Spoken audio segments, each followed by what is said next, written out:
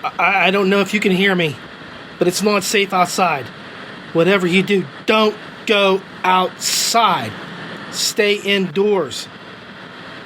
They'll get you if you go outside.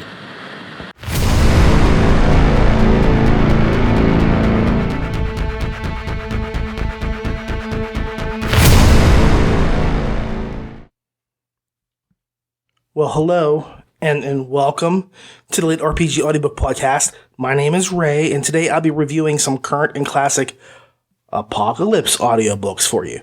Now, as my friend George Fisher once told me, I have a face for radio, a voice for silent films, and the mentality of a 5-year-old that goes along with the personality of lifebuoy soap. So, I hope I can kind of entertain you for a little bit here. I might be paraphrasing what he just said, but you kind of get a pretty good picture of what I'm talking about, okay? But today, I just want to let you know where I'm at right now. I'm currently locked down in my underground bunker. I have a lot of food and water stashed over this way. I have guns and ammunition out the yin-yang over here. Man, my yin-yang hurts after taking those out of there. But I am locked and loaded. I am locked down. I am rough and ready for this apocalypse. There are sirens going off. There are people screaming. The news is crazy. And all I know is there's something weird going on outside, and I am staying indoors for this. So get ready, because now we are doing the apocalypse.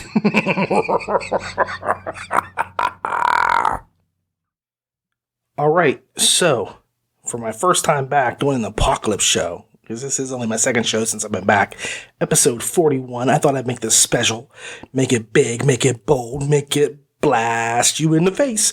I am doing the Lit RPG book, Life in the North, an apocalyptic Lit RPG, by Dao Wong, narrated by Nick Padell. The series is called System Apocalypse, so this is book 1, with a book length of a total of 9 hours and 51 minutes. Greetings, citizen. As a peaceful and organized immersion into the Galactic Council has been declined, extensively and painfully, we might add, your world has been declared a dungeon world. Thank you. We were getting bored with the 12 that we had previously. Please note that the process of developing a dungeon world can be difficult for current inhabitants. We recommend leaving the planet till the process is completed in 373 days, 2 hours, 14 minutes, and 12 seconds. For those of you unable or unwilling to leave, do note that new dungeons and wandering monsters will spawn intermittently throughout the integration process. All new dungeons and zones will receive recommended minimum levels. However, during the transition period, expect there to be significant volatility in the levels and types of monsters in each dungeon and zone. As a new dungeon world, your planet has been designated a free immigration location. Undeveloped worlds in the Galactic Council may take advantage of this new immigration policy. So, in my life, I generally have no regrets whatsoever. But this book makes me actually regret a lot of things. First of all, I'm going to just totally come clean and say that I have alluded in the past to there being this author out there that I just would not do any of their books because I had listened to one or two of their books, and their writing style was really hard for me to get into. It was present tense, first person, and I struggle to get through those kind of books. I just don't like present tense anything, and it was just kind of a rough time for me. I just said, you know what, this might be great for other people, but for me, it's not worth it because I'm going to hurt somebody's business, their livelihood, by giving a horrible review because it's written in this way that I don't like it. And I don't like to do that. I try not to be judgmental of things that bother me. For example, let's just say, for example, I don't like sex scenes in a book. I could skip those, or I could not read the book. And I prefer not to skip sections of a book. I think it's unfair for me to give a review by jumping things. And granted, you're not missing a lot if you're jumping a sex scene, but I try to always listen 100% to a book. all the time. And in fact, if I don't hear something, I'll back it up until I know where I left off at. If I'm taking the dog out for a walk and the traffic gets too loud or something like that, I try to go back so I don't miss anything. I want to be able to say that I literally have listened to every single second of this series from start to finish so that I'm on par with the author, knowing that I and the narrator and the author have been through every single word in the series. I think it's fair for me to do that. It's unfair for me to not to. So it's really unfair for me to judge something because I don't like it. Like if I don't like, let's just say I'm not a big fan of action movies. And I'm like, man, I get so tired of John McClane crawling through these air ducts that just wouldn't be possible. They're too small nowadays and so on and so forth. I have to suspend my disbelief. So if I have a personal grievance with something or something I don't like, I just either just avoid it completely or, well, I guess that's the best way to do it. Because if I do it, then I'm going to have to say, well, I'm giving this book a bad grade because this didn't work for me. And there's probably a book later on in this show, in fact, where the writing was great, the story was great, but they broke a rule that I really don't think should be broken. And I'll talk a bit more about this.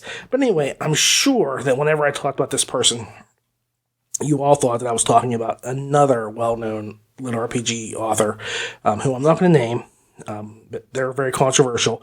And I don't do reviews on them because of the controversy itself.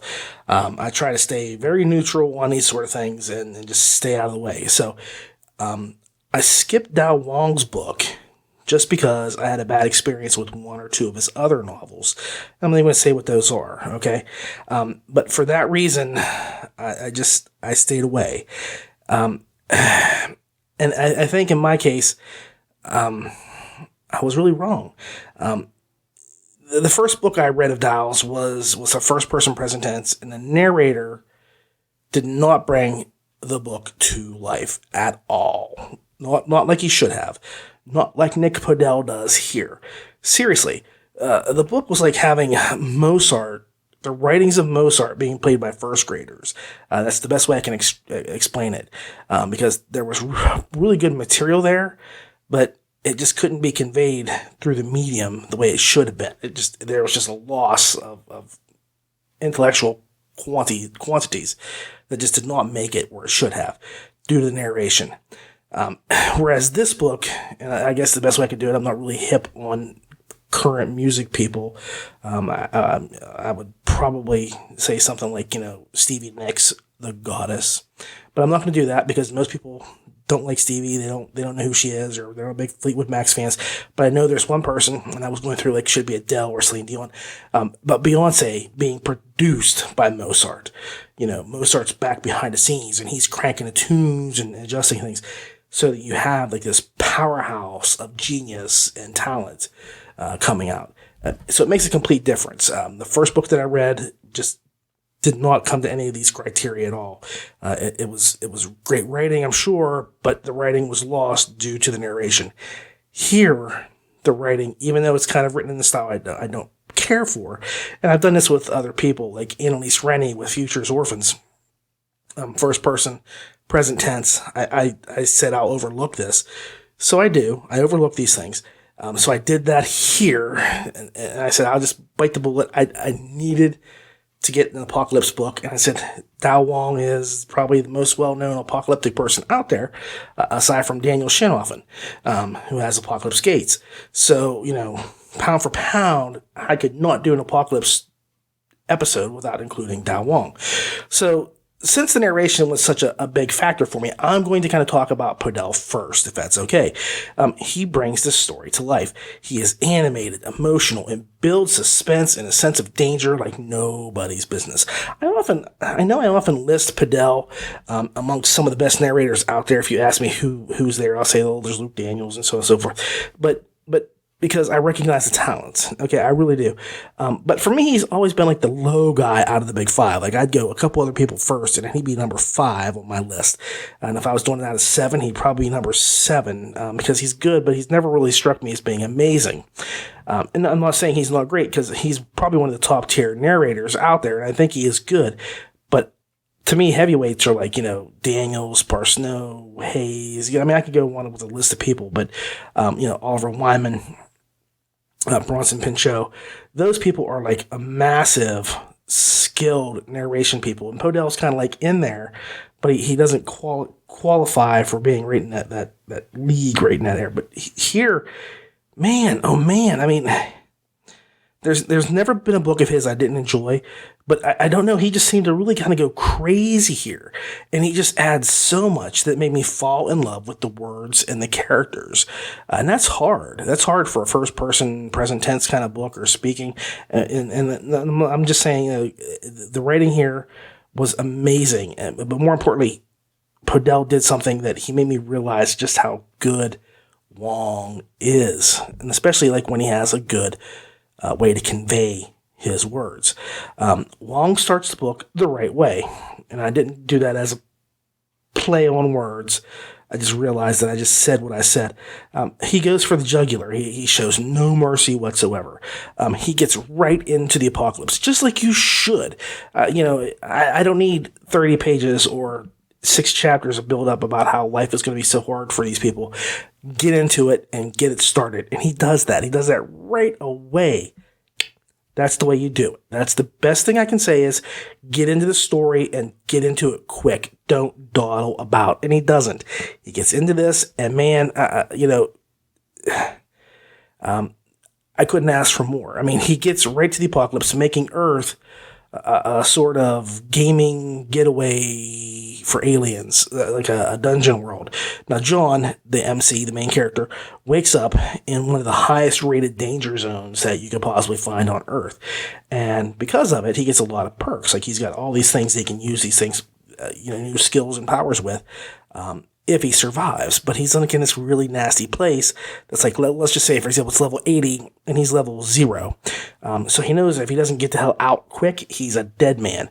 So he does his stuff and he gets out. But he slowly makes his way back home and pulls off some pretty impressive feats along the way, just due to quick thinking. And so that by the time he does make it back to civilization, he's earned a pretty good number of titles and a rep, even though he's not as powerful as he should be compared to other people. Because there's other people who've survived as well, and they've been out grinding and doing things like, you what if you were in a video game and you're now in this hostile world, but you have to go out and kill monsters to eat. So they're these other people have leveled up, but he's got the rep and the titles that they don't have. And he's done it at really low levels. So it's kind of impressive. Now this is the book. This is the book in a nutshell. Interesting main character. Fantastic world building. Great gaming sections as he builds his stats. He levels, he gains his class. The book will kind of feel familiar to you. You can't help it. This is LitRPG. It will feel very familiar and yet be amazingly new at the same time as you go through it and you read it.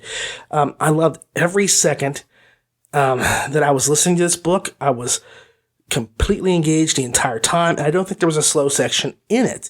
I love apocalypses. Hell's bells. I myself am writing an apocalypse book. I just wish I had time to crank out a few thousand words to submit to Wong's call for short stories for his possible anthology in this series, because this is an incredible opportunity, and I have such a good idea, and I don't have time to do it. I really don't. But if I had just enough time to do 20,000 words, man, I would put this out there. This is a series that if you like this series and you like to write, this is a series that you want to get in on, because deadline is the end of June, and we're talking 18th, so you got 12 days to get something written and submitted. And I usually do all my writing at the last possible second, but I don't have time to do this sort of stuff right now. So I'm really regretting it. But anyway, the story itself is amazing. I can't wait to see what happens next. There's a slew of books after this. I'm going to be honest again. The only reason why I got this book was because I wanted to do the Apocalypse show. And I completely regret not getting this book sooner. I really do. I was a complete idiot, okay? Just so Dal, forgive me. The book is intense. It's tender. It's full of action. It's got plotting, politics, monsters, mutants, mayhem, and more.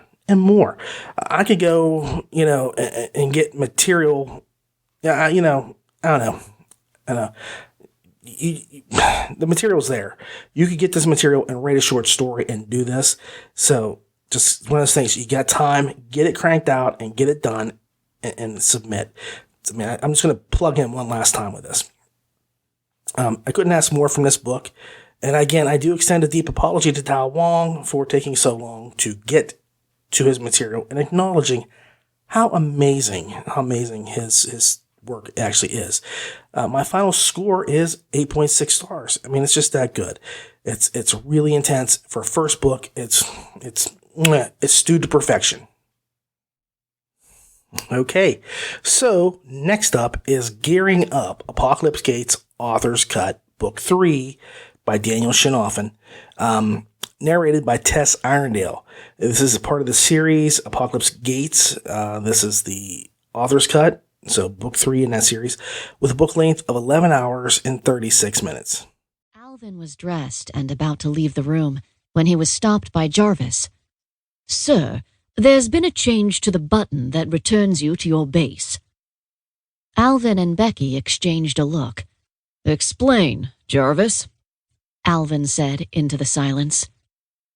"Yes, sir. Rather than needing to be inside a secure room, as before, now that button will transform the nearest doorway into a portal. It is visible to and usable by only yourself and those in your party. It remains where it was initiated while you are in your home base, but upon your exit, it ejects everyone within, at least at present. The portal may be summoned once per day, resetting each sunrise. You are still bound by the rule to spend at least 8 hours each day in the game." "Why do you call it my base and not my room anymore?" Alvin asked. "If you glance at your character sheet, sir, you will notice that the upgrade to take Miss to your room has also been changed." Okay, cats and kitties, confession time. Okay, you listen, pretty babies.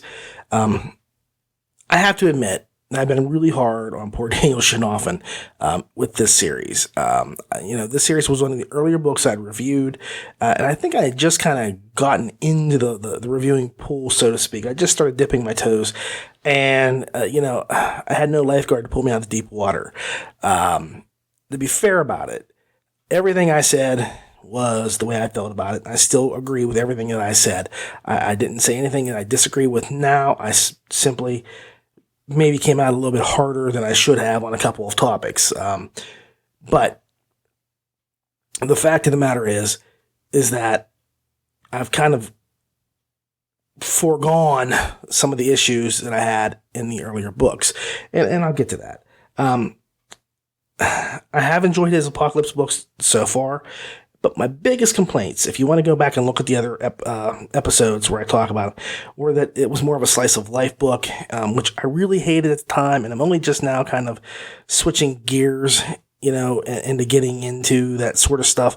And there was a lot of changing of the gameplay, and that still happens here in this third book. There's still changes in the game itself, and as much as I disagree with it, I mean it's Shinoffen's story, and it's his game, and if that's how they want to do things, I just have to roll with it. And I think that's fine. I think that, he's got a plan. There's reasons why he makes changes. So I just have to trust that he knows what he's doing and where he's going with it.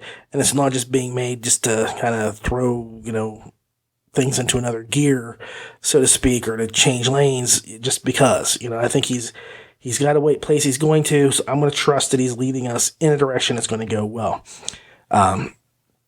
So like I say, I've kind of flipped on the slice of life stuff a little bit, but I'm still trying a little bit harder than I should to adjust to the gaming changes. The game adjustments they kind of throw me for a loop every time that happens. But again, it's his thing. Now, this book is being judged on its own merits, 100%.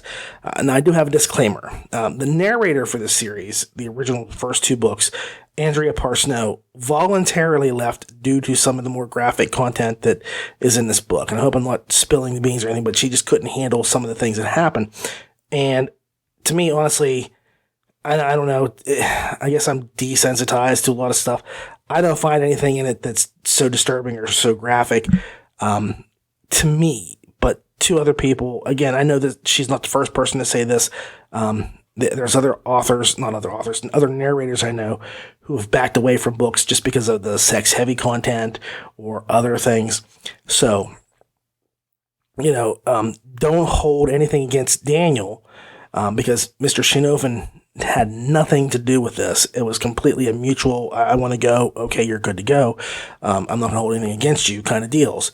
And I think Tess comes in and she does a really good job, but I'm going to just, go with it. But there was no rift. She didn't get the boot, and he has the right to pen whatever he likes. I just want to point that out. And Andrea has the rights to avoid things that she doesn't like, that she doesn't feel in her wheelhouse, so to speak. So as much as I hate it when a series switches narrators, I'm not going to penalize this book at all. Since this is kind of a no-fault situation. It's not a divorce, but the two could continue on together later on. So let me just note that I need to talk about Tess Irondale for a second, since I'm on that topic. I mean, Tess does a really good job of stepping into Andrea's ruby slippers. And I mean that because I'm not going to say her shoes.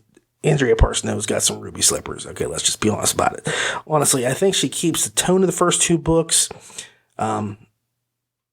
carried over, so that you're not scratching your head saying, this feels totally different. I think tonally, it's very similar. It's almost identical. So she does a really good job there, but she still gives the book her own style while trying to keep the feel original. And that's not easy to do. That's a hell of a tightrope walk, but Tess pulls it off. It's a tough job. But she comes out batting. She's swinging and she's batting like about 400. It's not as perfect as Andrea would have it. But I'm biased with Andrea. I think Andrea is amazing. And not that I'm saying Tess isn't, but, taking over for somebody in this case, it's not easy. It's not easy. So I give her a lot of credit coming into this and, stepping up to the plate and taking the challenge, when, you're coming in after a giant. So giving her that kudos that she deserves, that award of saying, yep, you did this, is perfect, because she does a really good job. So sorry, I had to do something there. I was just flipping my mind around. Anyway, now, as far as the story goes, this is one of those books that I could have put in my naughty episode. If you want me to be frank about it, this actually feels more like it's made for the naughty episode than it does for the apocalypse episode. And again, I'm not faulting Daniel for this. It's just his writing style, and we had a lot of sex in the first two books. This time around, I think it's the sex is really getting into a whole new level, because it's just like we'll go out and we'll fight, and then we'll sex, fight, and so on and so forth. It's chock full of sex. Let me just put it that way. So if you are not into naughtiness, skip the book, because you're gonna. I'll put it like this: if you think you can skip the naughty parts and enjoy the book, you're going to skip a lot of stuff, and there's not going to be a lot of book left otherwise. And again, that's just the way the story works. Alvin and Gothy, Gothy is a great character. I love Gothy a lot. She's probably one of my favorite characters that I've ever read. Not to say that Alvin isn't cool, but Gothy is just, there's something about Gothy that if you read her, she just appeals to you so much, so quickly, and there's a connection. And I don't know if I'm the only person like that, but I just think that this hits really fast, really hard with her. And so, you have a connection, but if you skip the sex parts, there's not a lot left over. So it's also got some B&D S&M bits and pieces. So before I go any further, I just want to say that my safe word is moist. Got it? Moist. Now, again, there are changes, to the gaming system, with the addition of, I guess they're called runes. that you can put onto things, which will allow upgrades. So it's nice. The story itself doesn't really do much progression story-wise. But again, I'm going to reiterate this. In the first 2 books, you don't get a lot of progression story-wise. It's kind of like, and I know I accused him of spinning his wheels. He's just treading water. And it was a slice of life book. But that's just what this series is. You just kind of have to come into it and say, this book is going to be about mostly Alvin and Gothy's relationship. There's things they're going to deal with that's not going to go well. And once you do that, you will see very quickly that the story is pretty good. But you kind of have to know what you're getting before you go into it, because it's not going to be easy to get through otherwise. Like I say, you're going to feel like you're skipping all over the place and going nowhere fast. But that's just the style of this book. There is not meant to be a story progression like we go from here to here to here. There's no bad guy. There's no overarching evil. But we do get some other characters, some other player characters popping up. So that's new. And again, I'm no prude, but for people who are, and I just want to just point this out, for people who I do, this is something that bugs me. For people who are surviving in apocalypse, and death is lurking around every single corner, it seems like they're pounding each other more than they're pounding on monsters, other players or NPCs. So, don't get me wrong, I'm not a prude, but I just want to say there's just way too much sex compared to the other things that are actually happening out there. And I have to say, and I know I've said this before, Alvin and Gothy's relationship is probably the best relationship that I've read in a long time. I mean, it's very healthy. I'll say it was a really healthy relationship up until a certain point. Now here, things happen that kind of change things up a little bit because there's another person added into the mix, and that sort of changes up gears a little bit. But again, that's just the way it is. So, you need to just kind of realize that is one of the things. But honestly, there is so much sex out there that you have to ask if Alvin is taking like intravenous shots of Viagra. And Gothy has to be sorer than Nancy Kerrigan after she get laid out by that guy with his huge pipe. If you got that, then, you get it. But she got laid out by a pipe, and I know it couldn't have been fun and easy. So, I don't know what else to say. That's it. That's all I can go into. But there's a lot of sex. This could have been in my upcoming naughty show.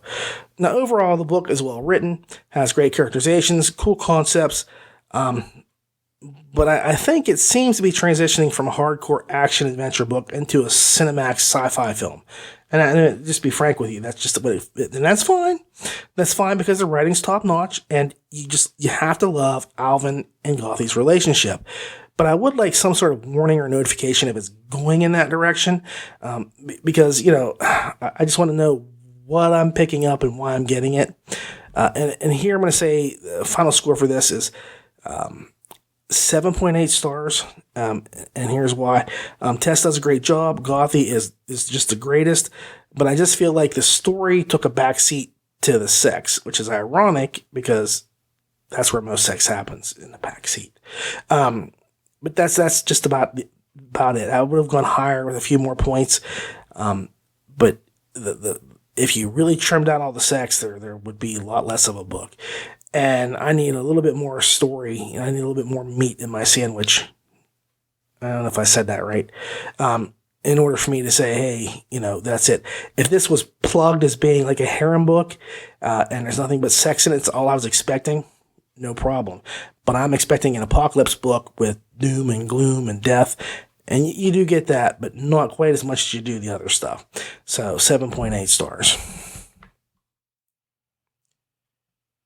Next up is an awesome, awesome book, Survivors, Dark Elf Chronicles Book 2 by Dave Wilmarth, narrated by Justin Thomas James and Lori Catherine Winkle, and including Jeff Hayes, JH. Book length of 12 hours and 43 minutes. When they eventually logged out that evening, Mace and Sherry met up in the dining room of the underground complex they called home. Together, they cooked pasta, adding in chipped beef from a can. Sherry also opened a can of peaches for dessert. All through the preparation, the two accidentally bumped into each other or found a reason to reach across the other to retrieve something. Their newly physical relationship had them behaving like newlyweds, and when it came time to sit and eat, Mace felt a bit lonely having her all the way across the table. During cleanup, the two did the dishes, practically joined at the hip. They were just putting away the last of the pots when Peabody's voice echoed through the kitchen. Mace, Admin Sherry, I am detecting movement in the same quadrant as previously. The building across the park. The AI reported in his monotone voice. Mace gripped Sherry's arm tightly as they made for the door. Same building where Sherry killed the last creature, Peabody? It began in that location, Mace. The target has now moved in the direction of this building. I told Dave Wilmarth a while back, if he put a rock spider somewhere in this book, I would sing him a song. So I'm going to do that now. Dave Wilmarth, this one's for you, bud. Boom, boom, boom, boom, boom, boom, boom, boom, boom, boom. I can't play music because there's what do you call that stuff? There's regulations, and if I play music, then I can get fined and I have to pay royalty fees and all that stuff. So I can't do that. So I got to pretend like I'm playing music. So bum bum bum bum bum bum bum bum bum bum bum bum bum. We were in a cave. Ooh, wah. Everybody there was a drow. Then I felt like I was being stalked. That's when I saw the rock. Ooh, wah. But it wasn't a rock. It was a rock spider. Bum bum bum bum bum bum bum bum bum. Rock spider. Oh, sorry. See, I get a little too out of control. And everything just goes to hell. But this is the apocalypse. I'm allowed to sing, pretty babies. I'm allowed to do whatever I want. I'm in my bunker. I'm safe and sound. If I want to sing, I will sing. So, you kind of get the idea though, right? You kind of get where I'm going. You know what I'm cooking?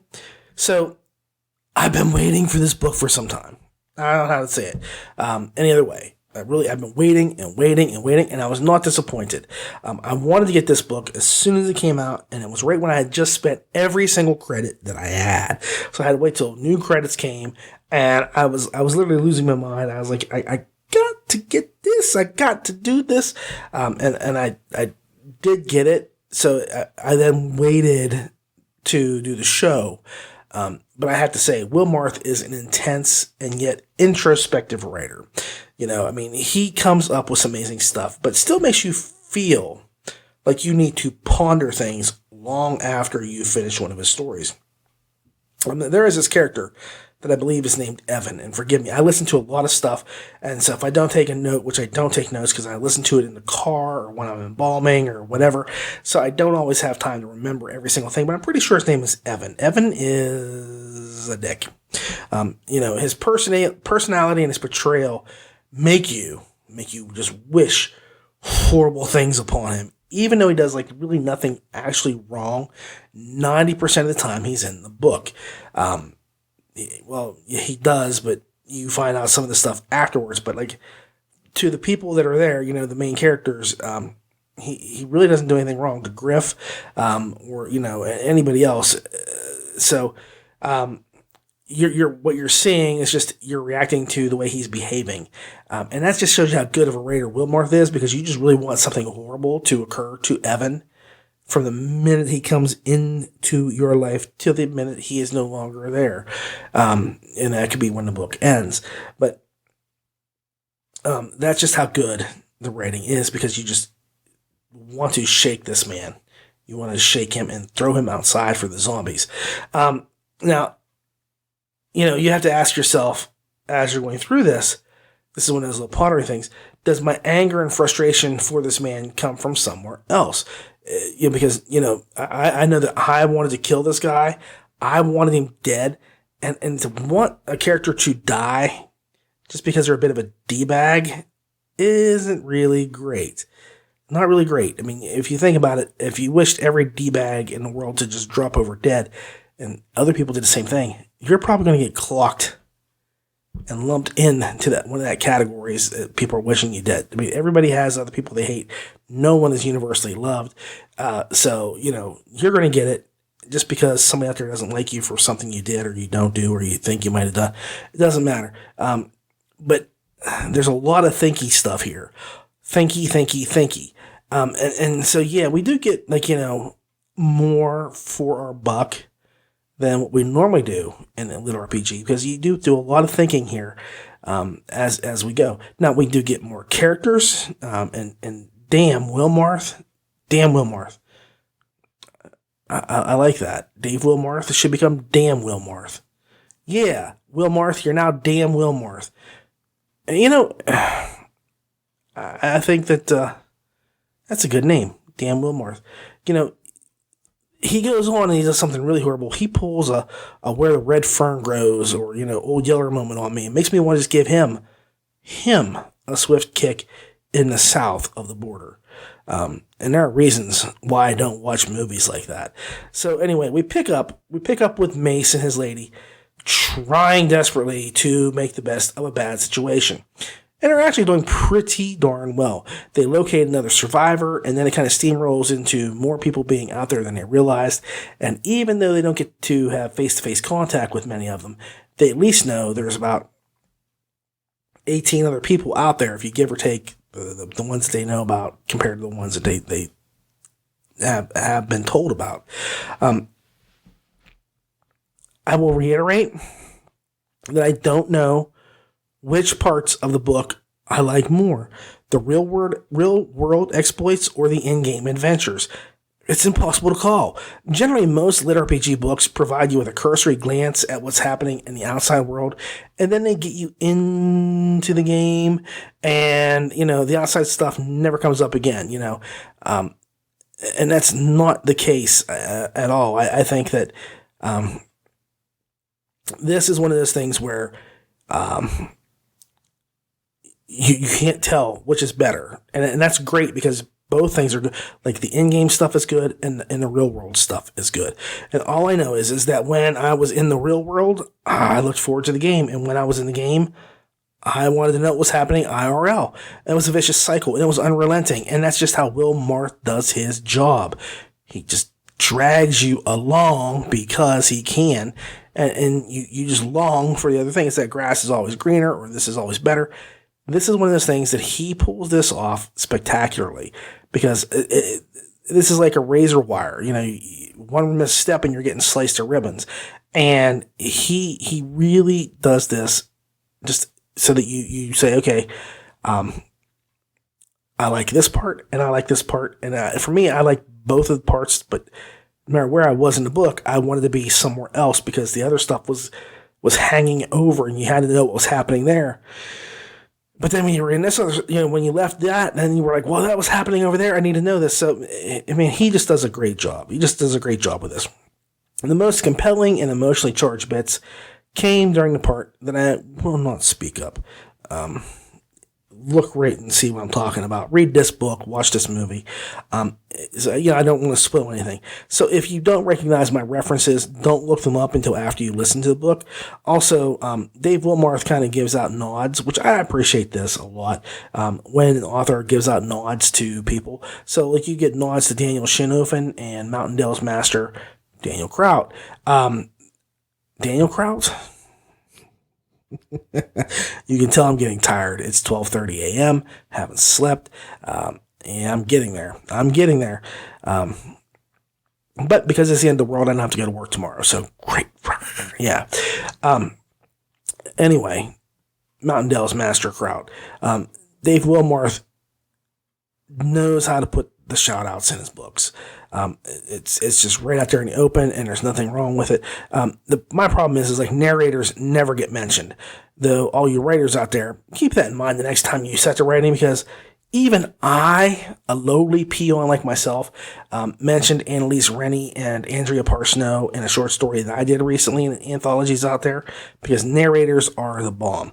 Now, speaking of narrators, SBT's Bonnie and Clyde, and that would be JTJ, the man with 3 first names, Justin Thomas James, and Laurie Catherine Winkle's performances, they'll just kill you. There is some sincere, heartbreaking events that occur, and you can just feel the emotion pouring out of them. I mean, it's pretty intense. And it's just one of the things that I would like to see have happen would be like this uncredited walkthrough by one of the other SBT narrators who aren't listed from time to time. So, like, you know, I know Jeff Hayes is here, but just to have Jeff Hayes pop up and give like this blood-curdling scream as someone's killed, and you go, that sounds like Jeff Hayes. What's he doing there? I'd love to see that. I think SBT has a lot of potential for that, and they've got a new guy, and I'd like to acclimate to him and see what he's doing. Or even like have Annie make some monster noises. You know, it's kind of like having Brad Pitt show up for 3 seconds in Deadpool 2. It's unexpected and it's awesome. But these two, they really work so well together. They play so well off each other. It's a treat to listen to them. And I've listened to the Sound Booth Burlesque, and just recently, because I'm doing a naughty show coming up in a couple weeks, and the Sound Booth Burlesque with Justin Thomas James and the Burlesque ladies, who I shall not name, it just makes me think of how great these two here work together. You know, I am never disappointed by them. They are a great pair. And I'm always happy to have them, you know, narrate a book. I mean, Justin Thomas James is about as suave and as smooth as a mother. Did somebody say shut up? As a mother-loving goose ever should be. And Annie, you know, not Annie, I'm sorry, forgive me, Laurie. Laurie just has this amazing voice that just pulls you right in to her characters, and they both do like this great Scottish accent that just you know, you sit there and go, okay, this is like them doing dwarves, because all dwarves are Scottish in fantasy apparently, and you know, it works. They work it out really well, and you can tell who's talking no matter what character it is, even though basically it's just Justin Thomas James and Laurie Catherine Winkle. You know which characters are saying what at any given moment, any given second. There's never a question of who's doing what, even though they're the only two people really doing anything at all. So like I say, it's a treat. This book is 8.6 stars out of the gate. It is rockingly good. So, you know, get out there, get that rock spider going, crank it up in the radio, you know, because everybody there was a drow. Get that MP3 too. I'll make that soon and get that out there for you. But yeah, final score 8.6. I love this book. So the next book that I'm doing, it's an apocalyptic series, is Towers of Heaven by Cameron Milan. Or Milan. I don't know. I keep hearing it differently stated in a couple of different books. Milan, you get the idea. It's narrated by Steve Campbell, which is part of the series Towers of Heaven, Book 1, with a book length of 7 hours and 37 minutes. Humanity stands at the brink of annihilation. Earth has been overrun by monsters, spawned by the 6 towers that appeared 80 years ago. Each tower pierces through the heavens. They are taller than any structure created by humankind and invulnerable to any attack. Demons run rampant through the cities, their infernal flames dyeing the planet red. Mount Everest is now the territory of a dragon, and the very oceans burn with hellfire. Earth has been transformed into an inhospitable landscape. There are no survivors, except, of course, for the strongest of the ancestors, people who entered the tower long ago seeking riches and power. They are the strongest humanity has to offer, yet even they couldn't prevent the catastrophe. Now, I have been with Cameron Milan since he first released his Desire series. My biggest problem with him has always been that every single protagonist that he has is either instantly OP or rapidly becomes OP. I mean, overpowered. I mean, hell, the bad guy in Desire 2 was so OP that every time he got beaten, he popped up another power that meant that he was even more indestructible than he was before. So they think they had this guy beat, and he'd be like, ha ha ha, you thought you had me beat. But in reality, this was just me toying with you because I have the ability to do this, and pow. Then he's there. And I just don't find that fun or exciting at all. I need to see struggle. That's why I think I fell asleep in the Captain Marvel movie. Danvers was never in trouble. She was always stronger or a better fighter than whomever she faced. There was never any kind of butting of heads or conflicts. None of that stuff. I remember I fell asleep 3 times. 3 times I fell asleep in that movie because there was no conflict with the main character surviving or doing things. There's plenty of times if I watch the other movies in the Marvel thing, for example, where I think that I know that, Captain America's not going to die. I know Thor's not going to die, but they are vulnerable. They're weakened. That means that they are more humanized. And here, Milan, most of the time his characters, are just like that. They're always OP. So Milan puts out this book, right? In which all but one human is destroyed. And he tries to resurrect the humans that were killed during the Tower Apocalypse. Now, I'll go into it, but basically, the towers spew forth monsters every so often. And there's little things you can do, because after a certain point, the monsters are just indestructible. They're horrible, unstoppable killing machines. But I'm going to backtrack a little bit and explain a little bit to you. So what happens is 6 mysterious towers just pop up over various countries of the world. So while separated spatially, like one's in let's say one's in India and one's in the US. So that's the spatial difference. They are connected. Each tower, all 6 towers or whatever it is, are connected to one another in these upper towers. So like, even though the one tower is in China and the one's in the US, if we all reach level 50 at the same time, we're all going into that tower level at the same time, even though we do it from different countries. But if I'm in the US and I go into the first level here, and I'm in China and I go into first level, never the two shall meet. They're very separated. The ones on the lower floors, the lower levels, are designated specifically for the country they're in. And as you go up higher, then they become more unified for around the world.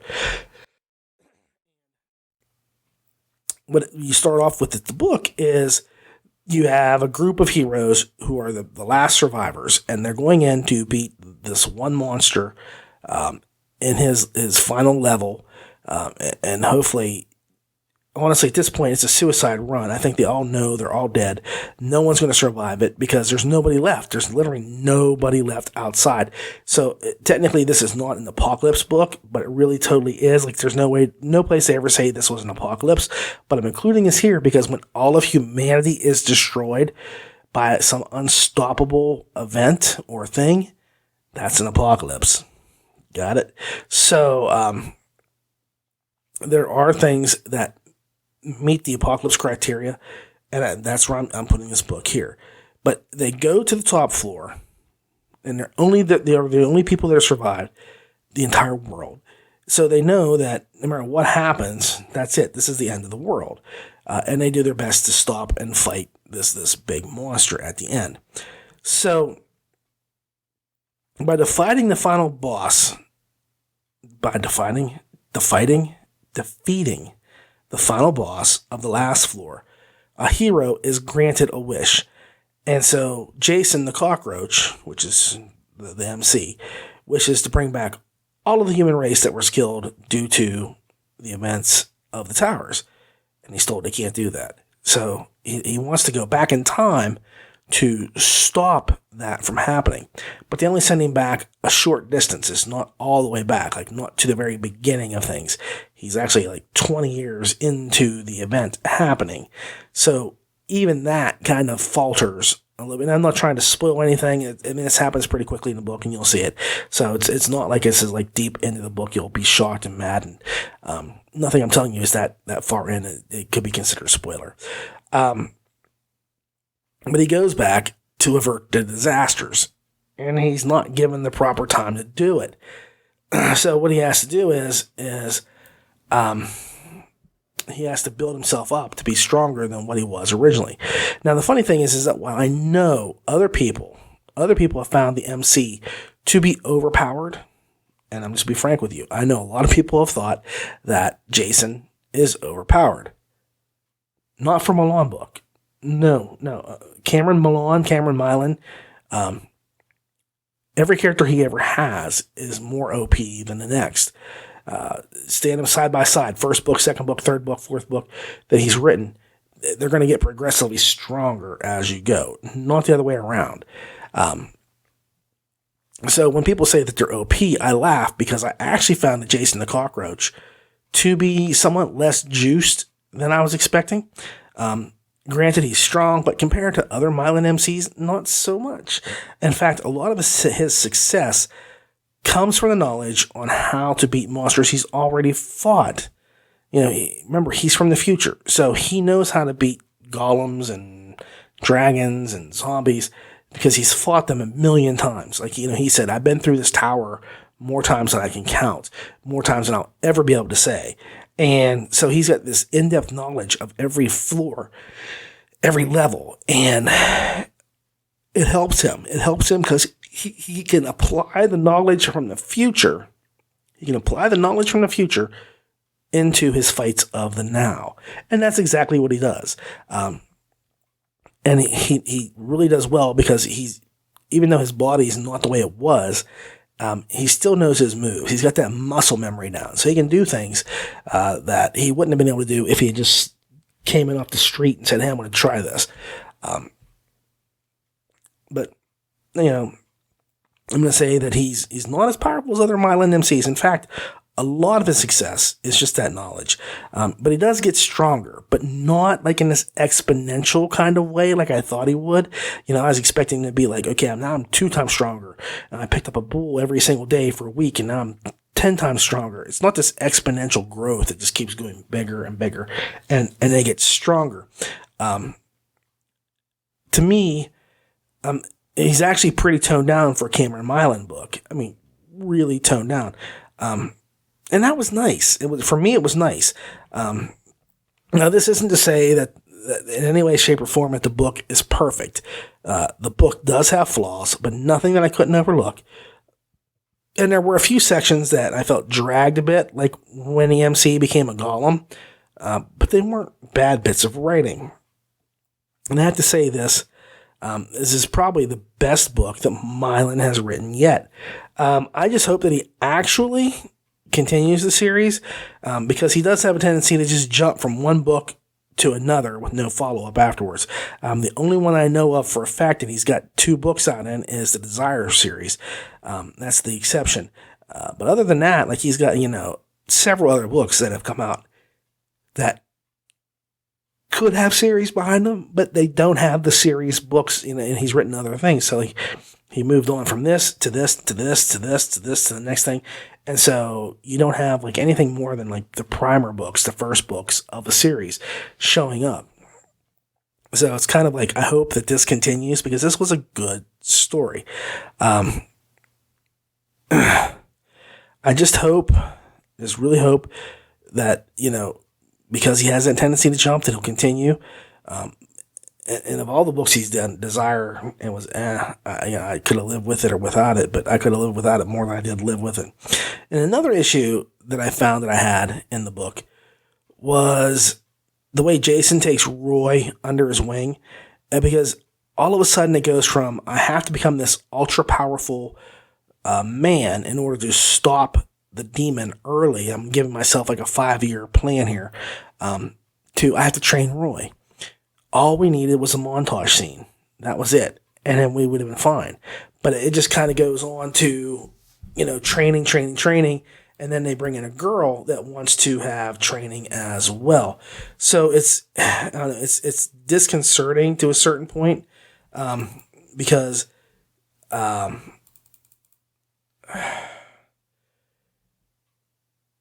you need it to be, we're in a hurry to get this done.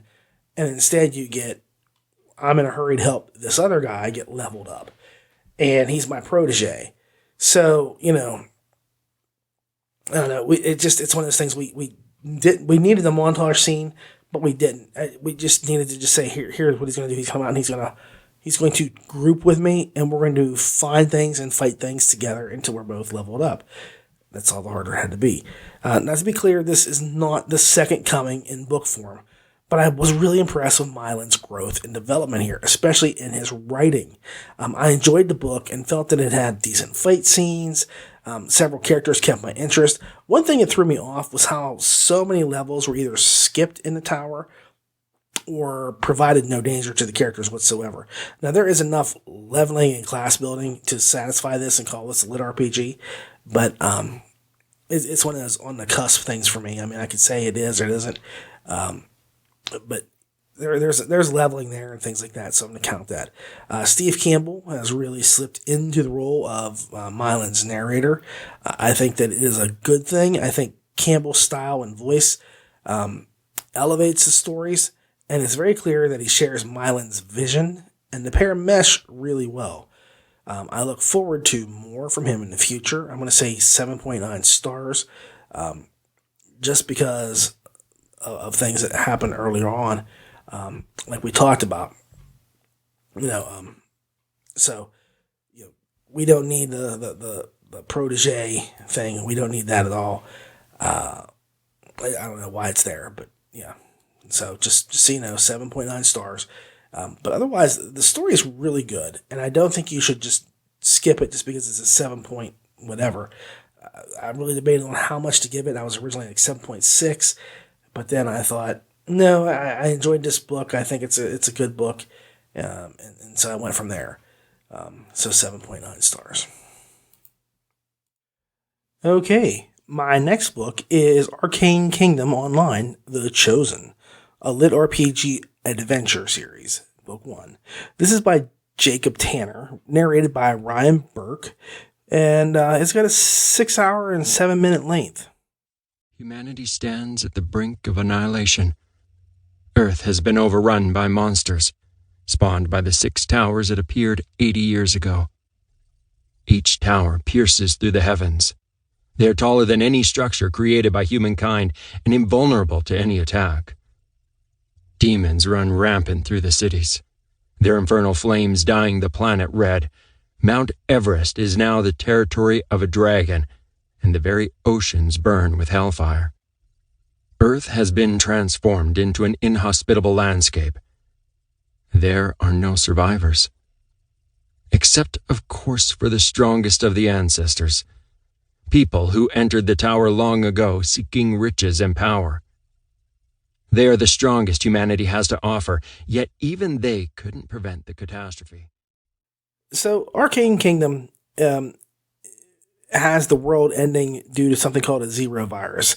It's where you have this long incubation period, and then when you go viral, where you're infectious, it takes you several more days to die, and it's a really slow, horrible death. Now, the main character of the book, it starts off pretty quickly, ends up revealing quite by accident that he has the zero virus. He's discovered by having it after he leaves a plane. And he is taken away and just tossed into a room full of dead bodies and corpses, and is just left there. They just ignore him. And pretty much he is just there to die. That's it. He just kind of realizes this is it. He's done. His life is over, and he's going to die this horrible, painful death all alone amongst a bunch of corpses. He's not happy. He's very, very not happy. Let's just, you understand why. Well, it turns out he's pulled from that room and taken to another facility because he has connections. He's got a brother who's this big shot that will allow him to have his brain downloaded into a game. Now, to be honest, this is nothing you haven't heard or seen a dozen times over, where something goes wrong and then you've got to download somebody into the game in order to survive. But it's a decent story so far. And on the other side, the writing itself is actually well done, and it's pretty solid. Now, I really cannot speak for what happens in the written books. Like, I don't see the ebooks. So if there's spelling errors or sentence grammatical structure errors or something like that, I never see it. There's a couple that I do catch periodically due to just the way things are worded or spoken about. I have one book that I just listened to, and you could tell that, the writer wrote like he talked, and it wasn't all that bad, but there were points where you would be like, that's just not the right way that this should have been said. And I don't have that issue here. So I know that, Tanner has some chops, but it just feels like he's hitting the audience with one of the Kung Fu chops as if he were Hong Kong Fooey. If you know Hong Kong Fooey, you don't have to worry about his Kung Fu chops. They're just not that great. The book is all right, but that's really all it is. It's all right. It lacks a wow factor. I needed something to go big, but it does kind of go big at the end. It does kind of say, here's what happens. But I don't know if it was enough for me to say, this was a fantastic book, or this book drew me in. It does a lot of good things, but they're not enough to make me say this is different from everything else I've read. It does stand out to certain things. Like, I remember the Zero virus very distinctly and him having it and things like that. But the in-game mechanics and the gaming stuff, I think all that got overshadowed because of the narration. Now, the narrator, Burke, he's not bad. But the low point is the narration, because for some reason, he just does not know how to use gaming terms. Simple things like HUD, like, your heads up display. He wouldn't pronounce it HUD. He would pronounce it the HUD every single time. So if any time there was some sort of acronym, like, whatever it would be, if there was an acronym, he would literally say the letters rather than what it means. So if you had XP, instead of saying experience points, he would say XP, which most times that's great, but you get the, like, HP. He would, say hit point. He wouldn't say hit points. He would say HP. So if you had stam, he would say stam, not stamina, whatever it was. You can just clearly tell he has no idea what he's talking about. And to me, that's like a massive faux pas. That is like one of those things that, if I was the author, I would have to listen and say, look, back it up, Jack. You got to go back and redo this, because this does not sound right. This is not how it's done. It's not how it's said. Go back and use the word like attack power. Go back and use the word HUD. That's why it's written like that. I don't have it spaced out. I don't have it this way. It's written just like it is. Just say it like it is. If you don't understand the word or what it should be, ask me. I'll tell you. But we didn't get that. Now, I don't know if this is because, like, Jacob Tanner went to somebody to do this book for him audibly, and they just gave him, Burke, and said, there you go, Burke, go do what you got to do, which that happens. I know, like, and again, I'm not pointing fingers, but like Podium, I know if you sign with them, you don't really get to pick your narrator. It's just you're assigned a narrator and you get the luck of the draw. Either it's great or it sucks or it's mediocre, but either way, you have no say in it. And I don't know if that was the case here, but I know that if it was me, I would have listened to the book a couple of times and said, look, 48 minutes into this, you're saying like craziness. Like, for example, I'll just give you one. I didn't do it in the review itself, but I'm going to just say it now. Like in the Tower book, Steve Campbell repeats chapter 11 twice. He goes, chapter 11. And that's the only glitch or snafu I had in the entire book. And I'm not trying to beat Steve up, but it just kind of was like, I was like, wow, he repeats that twice just because. But otherwise he's perfect. He's a good narrator. He just nails everything. Here, I can't say like, wow, Burke just blew me away. This was amazing. Everything he did was right, except for this little bit. It was kind of like the narrator, and I'm going to go way back to Nova Core Online or Nova Online, where in the book, the words ensign was repeatedly stated as ensigns. That made me insane. And it's the same thing here. The longer you go through the book, you'll see like things like that happen. where instead of saying like you say HUD, you get the HUD, and it just distracts you, and to me, it just takes you right out of the moment. You don't get to experience anything like you should, because you're going, did he just say HUD instead of HUD or heads up displayed? I mean, why would he do that? And that happens throughout the book. So Burke lost me a few times and just completely pulled me right out of the story. Now, it wasn't intentional, but he sure as hell did it. And to me, I need to stay in. I can suspend my disbelief for just about anything. I have that power because I've been like a reader since I was a kid. I've been watching movies and TV since I was knee-high to a grasshopper. So I can sit down and say, this is really happening whenever I read or watch something or listen to it. Like old-time radio shows, I love those things. I can close my eyes and see the things happening. But when you have like these hiccups, it just totally tears me out of it. And it's hard for me to go back in. Whereas before, when it starts, dun, dun, dun, dun, dun, dun, dun, dun, okay, I'm into it. Now I've got to try to get back into this that's already in progress. And that's not easy to do. So, the good of it is the writing's not bad, that I could tell. The story's good. The story has some points to it. I mean, like I say, it's nothing major, but the characterizations are pretty good, and so on and so forth. So the story is not what lacks. What really is killing me with this is the narration throughout. And like I say, the story starts with the Zero virus. The MC gets it, goes into the game world, and the problem he has in the game world is there's a lot of glitches going on. For some bizarre reason, there are glitches out the yin yang. And he's also not guaranteed to exist. There's like a period, I don't want to call it a cooldown period, but you load in and then you've got like a couple of days before you're guaranteed to be 100% in. And he's only given like a 65% chance of surviving. So no one wants to get really close to him until they know for a fact that he's going to be sticking around forever. Because there's the glitches and things like that. But it's also, you've got like a crapshoot as to whether you're going to make it. Now, he manages to acquire some bizarre tattoo or mark or whatever you want to call it, and it's got like a lot of significance, and it gets used, and its use flips everybody out, because it's not supposed to be used. The mark has some magical powers, and there's reasons for what it does and why it does what it does that I don't want to get into, because it would be very spoilery, and I don't want to spoil anything for anybody. But just suffice to say that the whole point to the glitching stuff is tied into the black mark or the dark mark. So there's that going on to it. Now,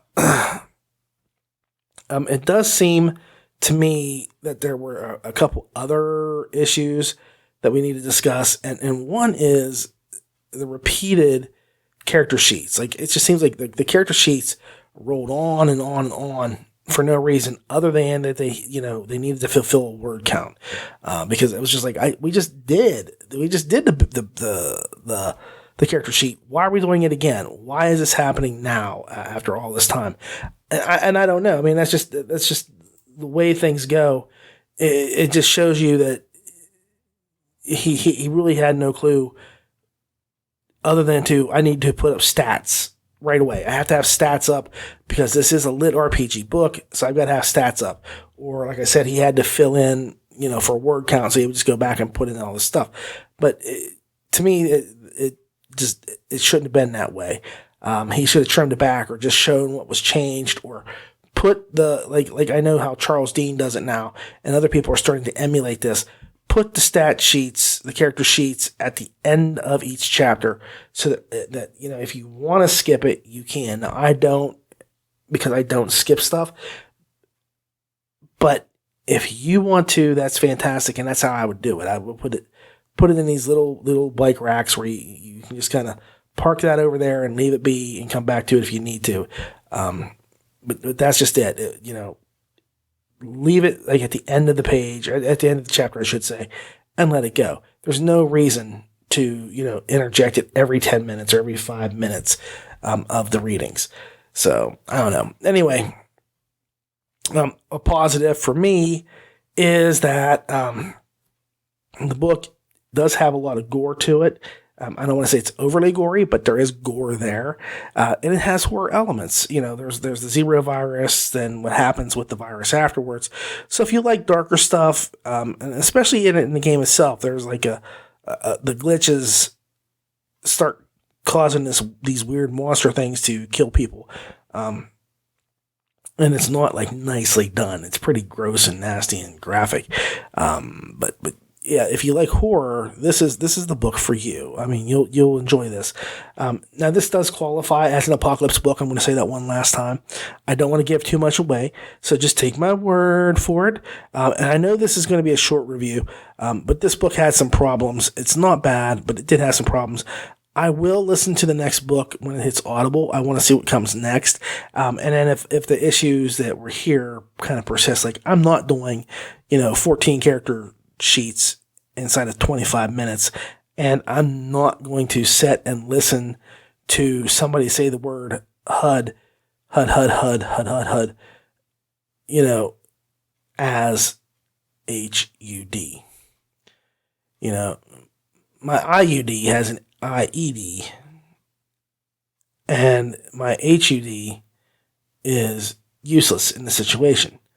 I don't know. I mean, IEPs, I don't even know. There's so many acronyms out there, but that's the point I'm making, is that just that comes up so much, and I just don't know if I can do it again if it continues in the second book to the degree it did here. But I will get the second book, and I'll let you know, and probably if I weren't so tired, it's now 2 a.m., I'd probably go into this a little bit more and probably be a little bit more ranty. But I'm trying to be quiet, and I'm trying to just get myself to focus and say what's on here. So I don't want to go too overboard.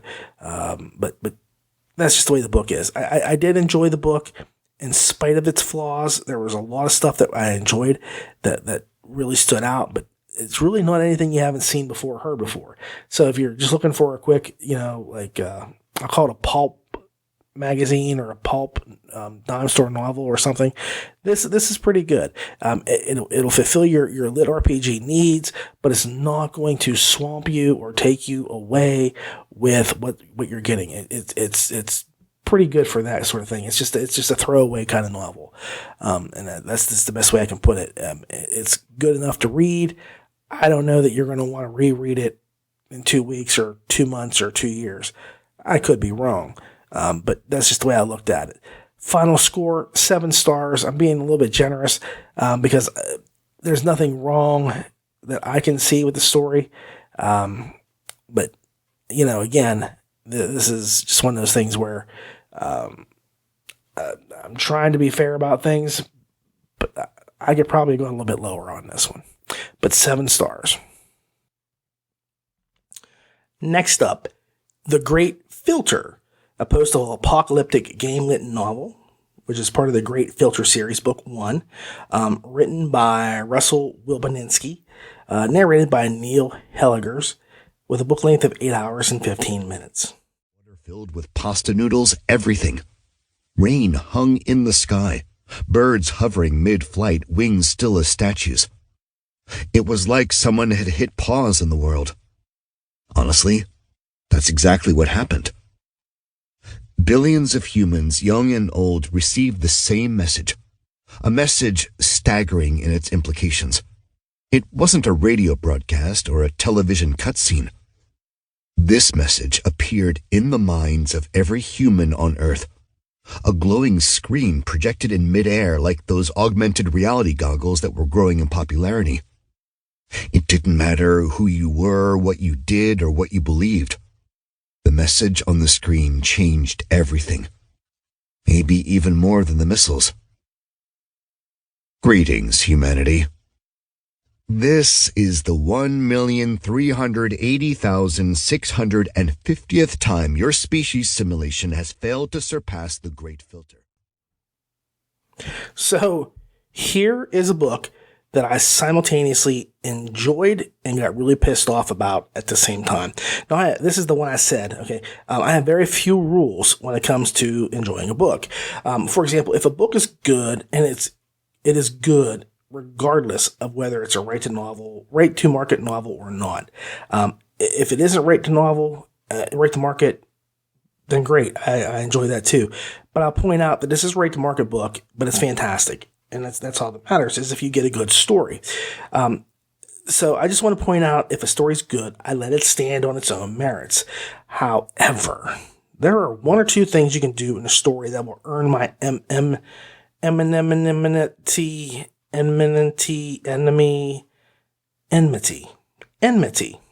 That's the way you say it. And Will Banowski pulls off one of the big ones, okay? And all I'm going to say is that the book should have been written with a shift from POV from one to another. And that isn't a major cheat, okay? I completely felt ripped off, and my trust was shattered by the way that this was done. There are unreliable narrators, and then there's what's happened in this book.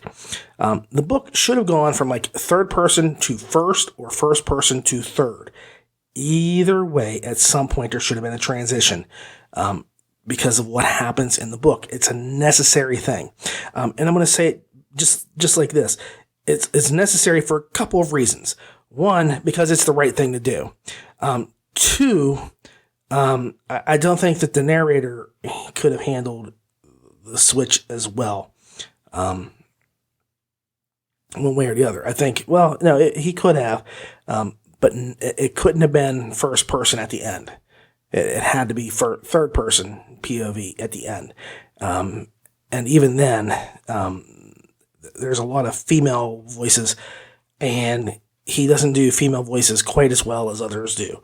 And it wouldn't have played off as well. So anyway, I was telling you right up front that I've taken a full point off of the book for these shenanigans. And I really enjoyed this book. That's the bad thing. Up until a certain point, I was digging this book hard. The story had some real merits. And it did things I had not seen before. In this tale, you come to find out that all of humanity and our world is nothing more than a digital construct that was used to run simulations about our worthiness, like what we would do in situations and things like that. So like as Elon Musk says, we're living in a digitized world like the Matrix. This story takes that concept, that idea, and says, yep, that's exactly what it is. But we've let the developers down. We suck so hard. They're like, you know what? Pull the plug on the project. We don't need it anymore. We just kill it. And then somebody says, well, hey, rather than killing the project, why don't we apocalypse the hell out of these people? We'll bomb them into, a nuclear winter for 100 years. And then we'll have mutants and monsters and zombies show up. And that's exactly what they do. That's exactly it. So it turns out, because we really suck, we just get blown up, and then have to go through this ringer of horrible, horrible things every single day. Now the survivors, and I guess it's kind of random because there was no really reason given for stating who survived and why. And the why was never stated, like I survived because I was in an underground bunker, like I'm currently in right now. I'm in my underground bunker and I'm safe from the apocalypse outside. They don't say that here. It's just kind of like random people survived, and then they're tested to see like where they match up at, skill wise for surviving the apocalypse. And that's it. I mean, that's just all there is to it. But yeah, you got to struggle to stay alive, and you got to find food. So that's the apocalyptic part. The game mechanics work pretty well. The story is fairly fun. It's interesting. The story has nice humorous parts, has well-developed characters, and deals out action like it was like in a Jason Statham versus Arnold Schwarzenegger flick. The MC is engaging and interesting. And best of all the characters are, for the most part, intelligent people, and they feel logical and real. But the intelligent part is the biggest thing for me, because you don't feel like they're doing stupid things every 5 minutes. You feel like these people are thinking about what they're doing, why they're doing it, what the impact of what they're doing is going to be, and what they should do to correct the impact if something does go wrong. And that's like that throughout the entire book with each character. There's a reason why these people have survived. And that's it. That's the whole point to this new changeover, is to see how long they survive and what they can do to survive, and why they want to survive, because it doesn't seem like it's a very good place to exist. Now, the narration by Helligers, it works right up again, like I say, to the last chapter, and then for no fault of his own, it doesn't fit. We do have a different character give up their interpretation of what happens at the end of the book compared to the main MC, and the voice and the tone doesn't match up with that switch. His voice, for example, is great for a grizzled veteran who's like smoked a pack a day or drinks a lot. But in other words, it's deep and it's dangerous sounding. We watched the explosion from the street, and many people died. I saw a man decapitated as a hubcap flew by. That is his style. But if he has a 10-year-old girl tell you the same exact thing, it just doesn't work.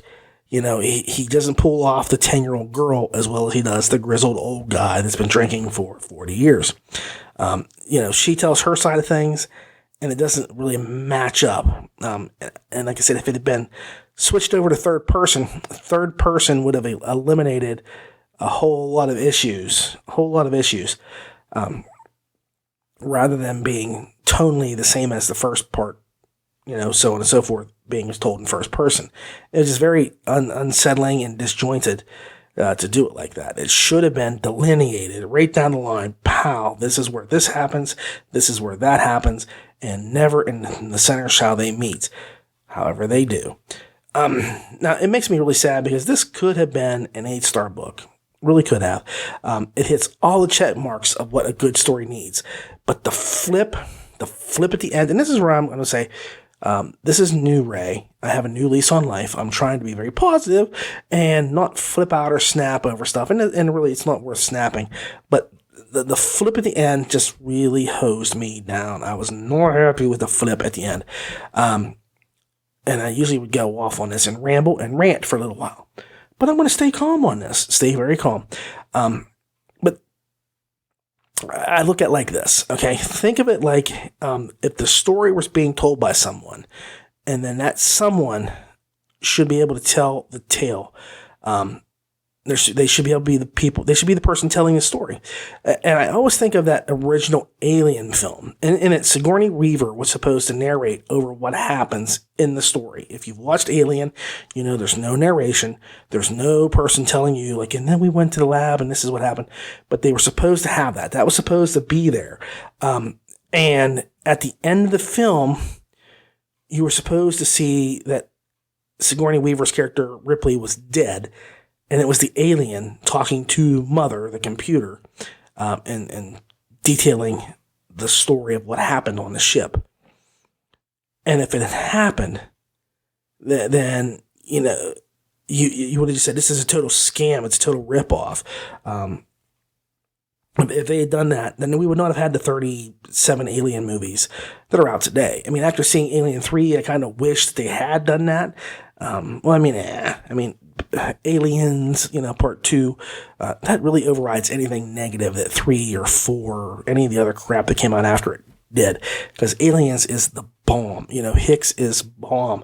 Is that right? Is that right terminology for you kids? I don't remember. What the hell? It's the end of the world. I don't care what the kids talk about anymore. They're not talking much. But it just goes back to me, like if you've ever seen Fallen with Denzel Washington, there's a narrator, and he's telling a story, but at the end of the story, you find out the narrator is a cat. Now, I don't want to go into more detail than that, but it's not who you thought it was. And, if you watch it, it's a little bit more to it than it being a cat, but it's a cat. Okay? I don't want to ruin it. No spoiler, but it's been out for 20 years. I can tell you this story. So there's a rug that gets pulled out from under you that you're standing on, and it's just not fun. It's not only is there a rug being pulled out from underneath you, there is a trap door, and then the trap door leads to a pit, and the pit is filled with spikes and molten lava. It just is very disturbing how that happens. Now, I'm going to be frank with you. If the one twist had not happened, fantastic book. And I am all for what happens that causes the narration switch. There's a point where two different people are talking. I'm all for it because I think that has to happen. There has to be a reason. There has to be a purpose. It has to do something. And it worked. And if they'd stopped right there, they'd have had it. It'd have been a perfect book. But they didn't. They picked up and they added some sort of epilogue type chapter at the end, and it totally blew it. Totally blew it. So, what could have been a really good book, it really went down for me just a little bit. Now, again, I'm going to say the book is good. The characters are amazing. The system itself is well thought out. I enjoyed the book all the way up until the end, and it's one of my pet peeves, so I'm probably going to get more pissed off over it than you will. But you may get mad. I don't know. But for now, I'm just going to say 7 stars and leave it at that. Oh, man. This is really one hell of a show. I mean, I get to really review some amazing books. The next book I'm doing is Viridian Gate Online Doomforge, which is part of the Viridian Gate archives. This is book 6. I think we have 2 books left in this series. It makes me very sad to say that because this is just an incredible series. It's amazing, and it's so well done and performed, and I just hate to see it end. This is written by James Hunter, narrated by Armin Taylor. Like I say, this is the Viridian Gate archives, so keep that in mind that there are more books out there. This is book 6, and with a book length of 14 hours and 8 minutes. I inched forward on my belly, the snow crunching softly beneath my wiggling body, then stopped at the edge of the rolling hillock. Nestled in the valley below was our target, Gloam Quarry. Slowly, carefully, I lifted the bronze spyglass to my eye, breathing out a wispy cloud of steam, which immediately fogged the lens. I grunted, adjusted my position, and wiped the lens clean with one thumb. I slipped the spy scope back into place. Much better. It was deep night, but the moon overhead was full and brilliant, casting silvered light over the city of spires.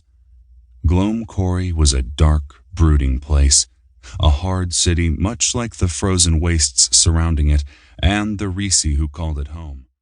So I can totally say, without any kind of a bias, this is unquestionably the best VGO novel to date after the first book. And the reason why I say that is because the first book had to hook you. It had to bring you in.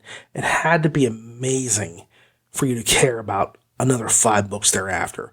But this book, my God, it packs in a hell of a lot of material and continues to advance the storyline at the same time.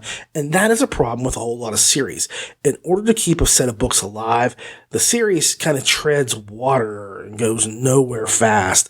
The whole point to a series is to complete a large overarching storyline that can't be done in 1 or 3 books.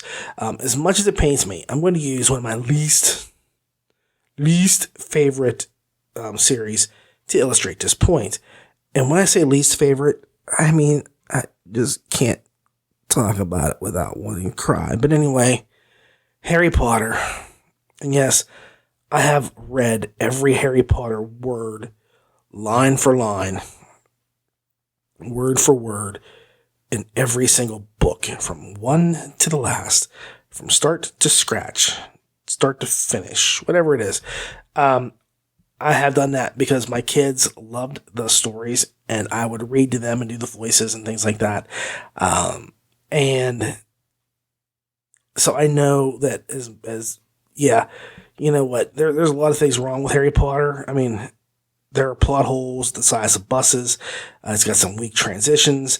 But the overall story that's told, it is told. And we don't need, the epilogue at the end just was thrown in there, but there's this overarching tale of Harry versus Voldemort that takes 8 books or whatever it was to get through and get told. Now, yeah, there's a lot of things that could have happened otherwise that we could have trimmed it down to 4 books or whatever. But the point is that all the books do what they're supposed to do and they take you to where you need to be story-wise.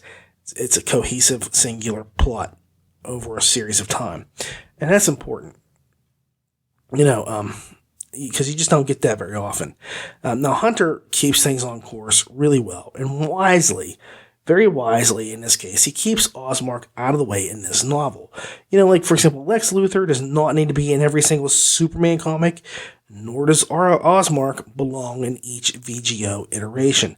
There's just some things that you can say, we don't need him here. And in fact, his absence made him more present than I think that it would have been if he just shown up for one or two, paragraphs in a chapter or something along those lines.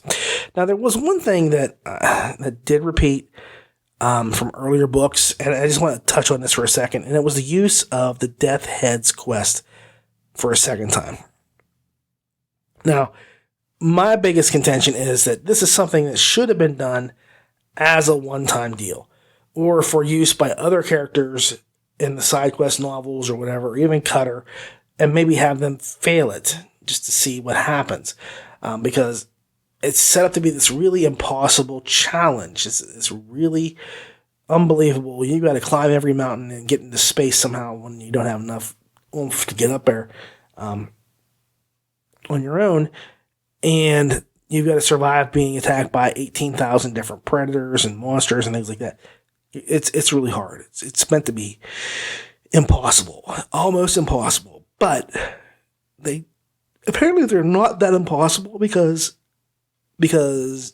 Jack has beaten, one, and he's getting another. So, a Death's Head quest should be all but impossible to survive, and should not only, display incredible skills, but also show that you have intensive luck. Completing 2 Death's Heads, and I'm not saying he does it, quest pushes the boundaries a wee bit and takes away from, the first achievement of having some incredible skill. I just wish some other plot device had been used. I know that, you have to have some sort of conflict to make things dangerous and that sort of thing. But it just does not carry the same impact or the same shock as it did the first time around. This was kind of like using the same weapon in 2 different movies. Let me just say, for example, Luke Skywalker has the Jedi Knight lightsaber, and he is fighting Darth Vader, and it's great the first time, but after you've watched 14,000 Jedis, I don't want to call it a sword fight, but, saber fighting each other, it loses its impact. It was really cool when it first happened, but the more it happens, the less powerful it becomes. And that's probably a bad example, but you get my point, right? I mean, the Death's Head quest should have been in check. It should have been like, I'm going to pull this out only in case of an emergency, like break the glass, only in case of the emergency, so we can get a really good quest or have some other dramatic thing happen in order for us to survive and complete this. And we didn't really get that. It's just like you say, completing 2 is just pushing the boundaries of believability. I don't know. That's just the way I feel about it.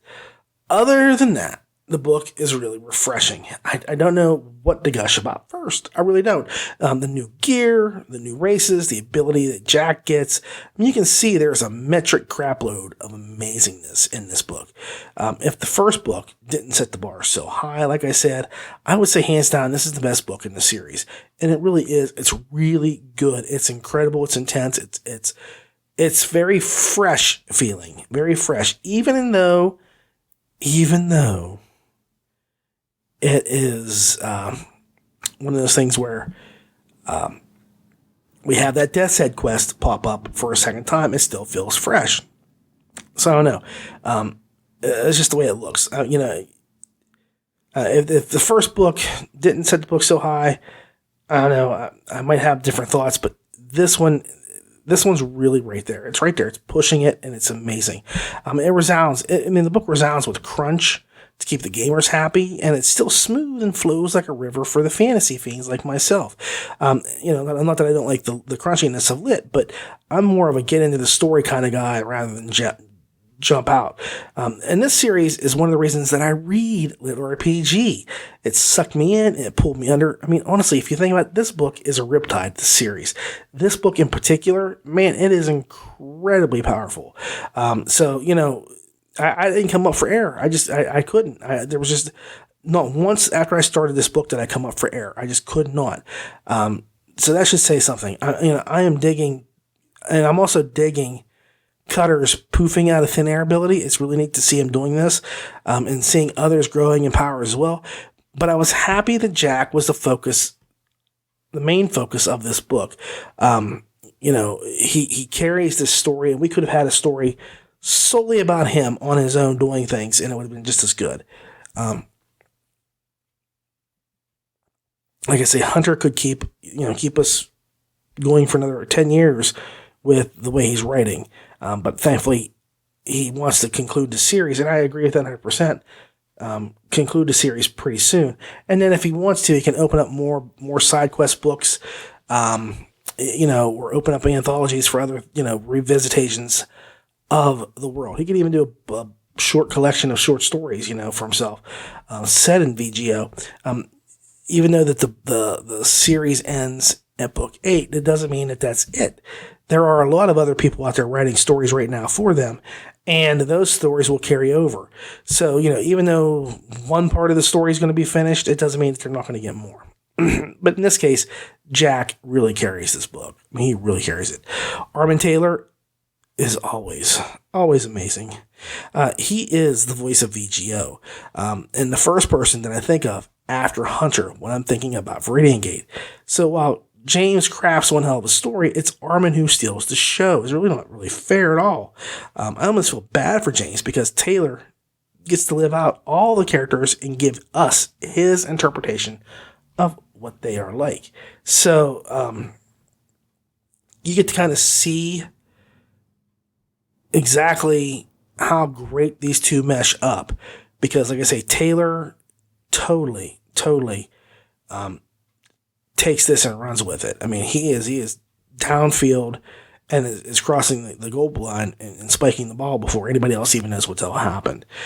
That's how good he is with this. I mean, he is really amazing, and I enjoyed it a lot. And I know you will too. My final scar. I hope this is my final scar.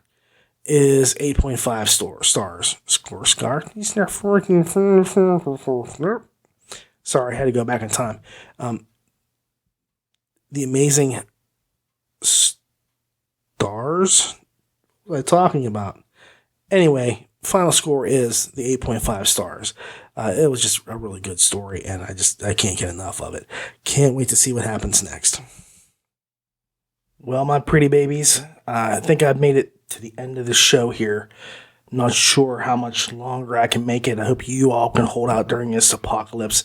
It's pretty bad outside. I know you can't hear it because I'm in my bunker, but there are sirens. There's a lot of gunfire going off. There's people screaming, and I'm going to lock my hatch so that no bad stuff can happen. All I know is that you should never go outside. Stay indoors. Just don't go outside. With that being said, I'd like to thank you all for watching. I hope you've really enjoyed this show. It was fun doing an apocalypse show. I thought about doing this for a while, and I've finally had enough books come together I could do this. So remember, if you like the episode, if you enjoyed this, please like and share. Comment in the section below. I appreciate getting your feedback. Remember, you can always follow us on Facebook, Twitter, YouTube, iTunes, Google Play, and Stitcher. So no reason to miss us if we were out there. And I know I've been going for a while, so I try to make up for it a little bit with this show, which is a little bit longer. You'll see I've got quite a few reviews here, quite a few number of books, and I think that they were all pretty good choices for this apocalypse. So, with having nothing but time to kill left now, this is the time to get your audio in before the internet goes down, because when that interweb thing disappears, you're stuck. So get all the electronic stuff you can. I hope you have a really good generator, lots of fuel, lots of food stacked up to get you through this. And when it's all said and done with, we got to go out and repopulate the world. Don't forget that, pretty babies. Don't forget that. So, as always, again, thank you for coming, for listening. Did you hear that? Did it pick up on the mic? It's really bizarre. It sounded like somebody said, "Come outside." Well, I'm not going to go. Well, there it was again. I know you had to have picked that up. I mean, this isn't like EVP mic or anything, so if you hear something, there has to be something there.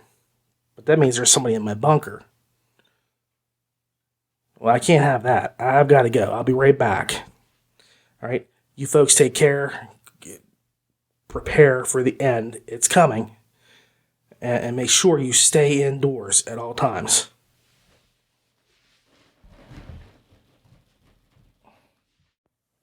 I was wrong. It's safe outside. Go out and enjoy the sun. Go outside.